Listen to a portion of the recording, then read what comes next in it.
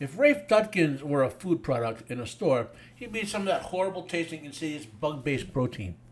So hi, my name is Matt. Welcome to Umbrella 73. I sound a little agitated, in part because I'm in some pain, and I'm part of in mental pain as well because of this stupid show.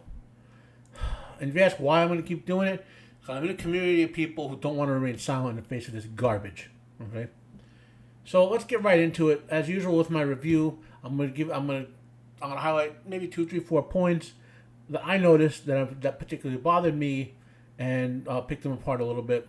And there's so many of us in the community, Whitecloaks and others who know this show is garbage. I hope you're watching a lot of people's videos, so I'm trying to keep my review itself fairly succinct. So I'll start at the end. Unfortunately, I'm not referring to the end of the series, right?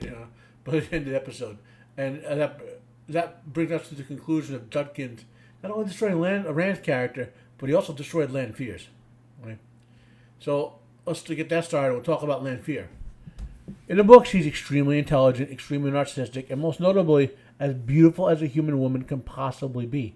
And by beautiful as can possibly be, I mean think of the most beautiful woman you possibly could, like Elizabeth Taylor or Sophia Loren or Lena Horne when they were young, or maybe Shakira nowadays, or someone you could think of like that, right?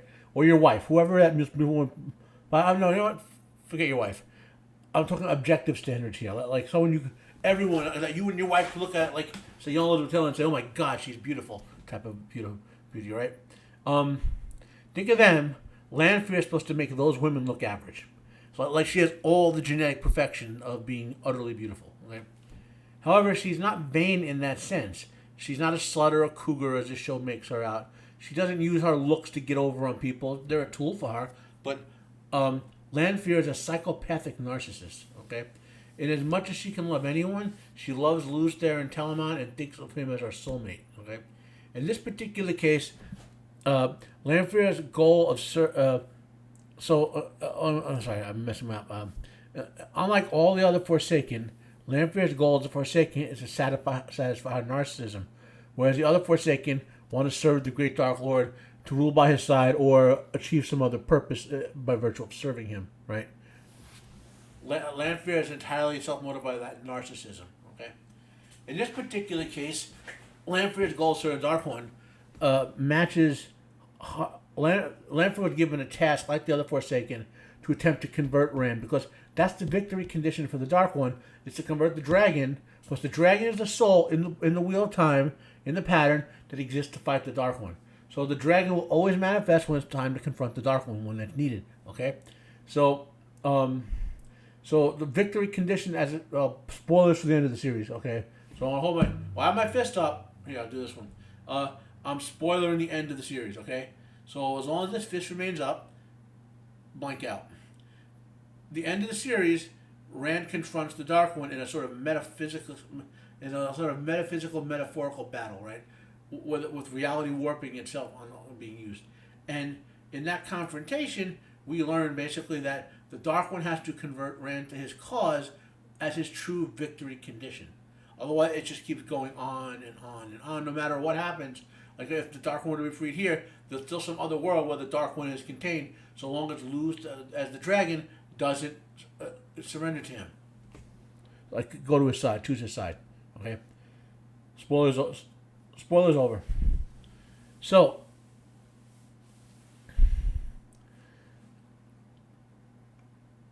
now to understand what goes on in Lanfear's head, as per Jordan himself, the soul is the same when you reincarnate, but the person is different because that's memories associated with the body that the personality experiences. So death is sort of permanent when you die.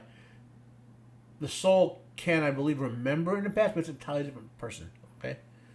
So anyway, and so Lanfear thinks LTT is her soulmate. She views Rand as him in reincarnated, not the dragon per se.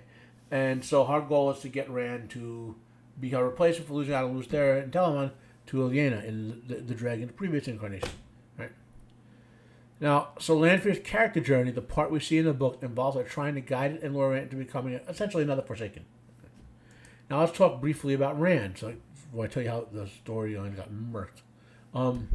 Rand, like Matt and parents, starts out in the books as an innocent teen from the country who's used to living a very provincial lifestyle.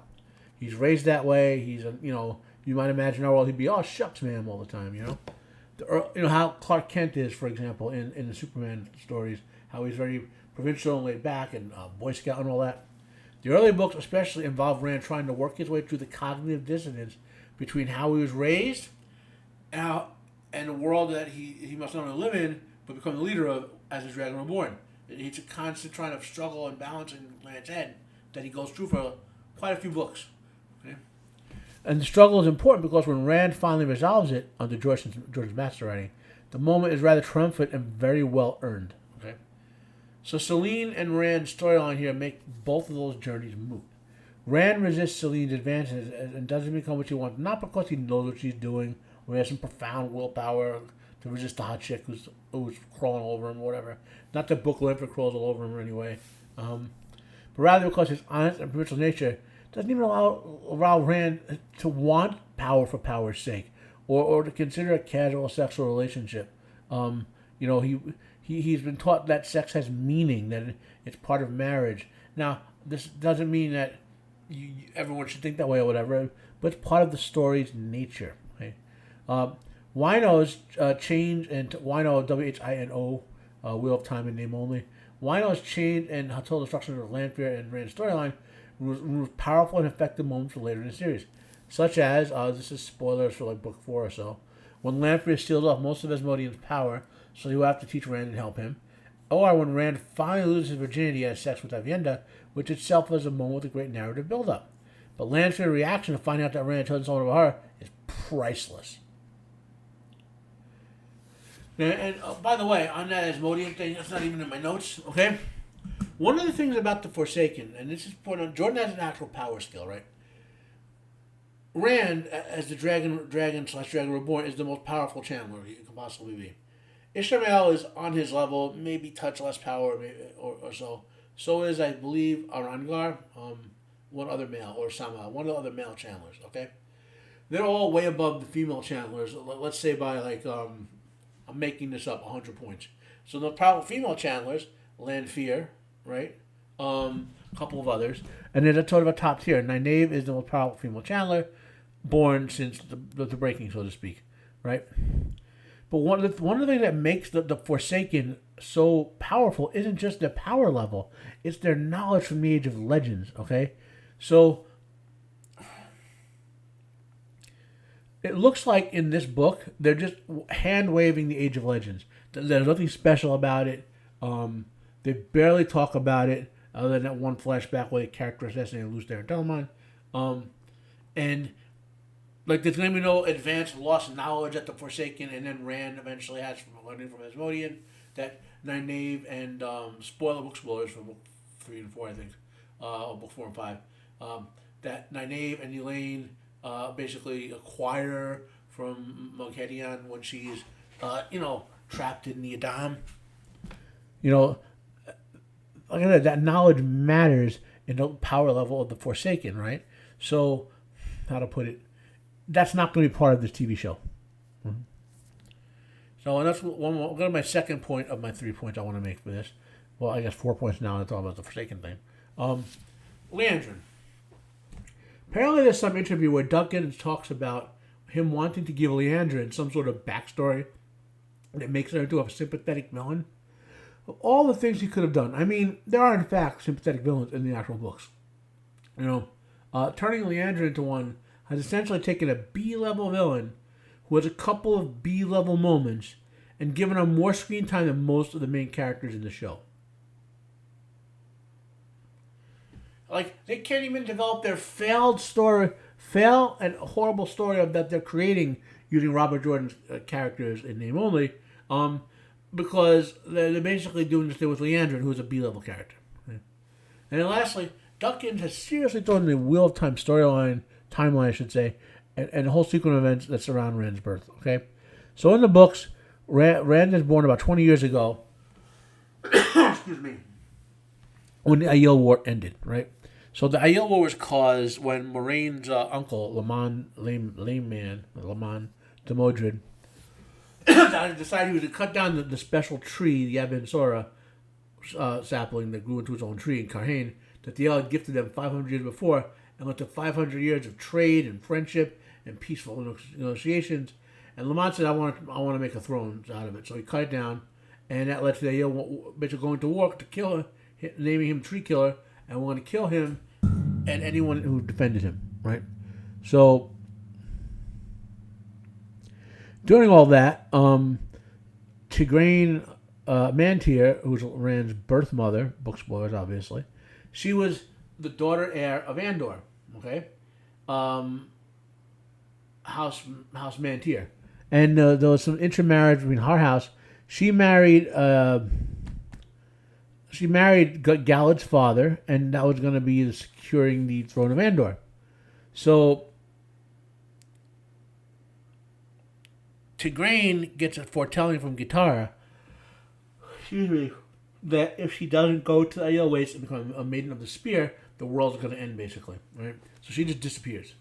That throws the Andor into secession and destabilizes Andor, okay?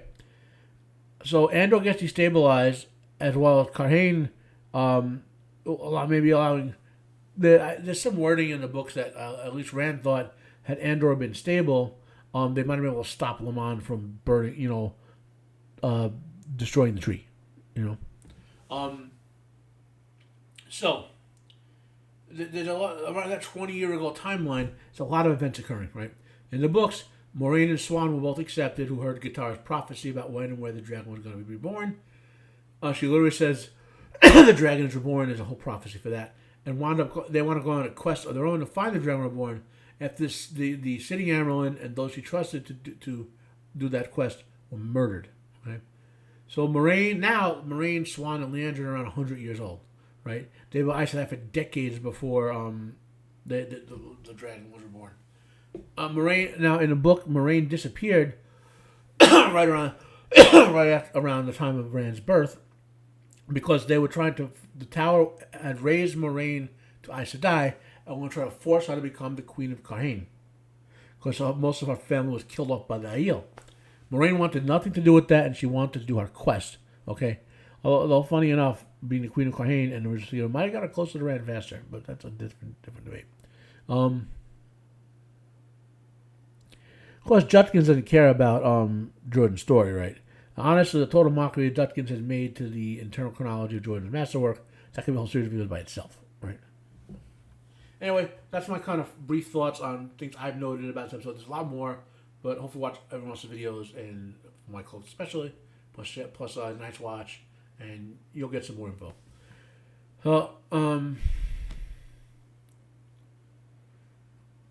This is, again, a 0 out of 10. There isn't even like a redeeming background fight or anything. There's no hot naked chicks you could say, oh, at least we got a fresh shot of the chick who plays Lanfear. Nothing. None of that, right? Stay sane, my friends. Stay sane.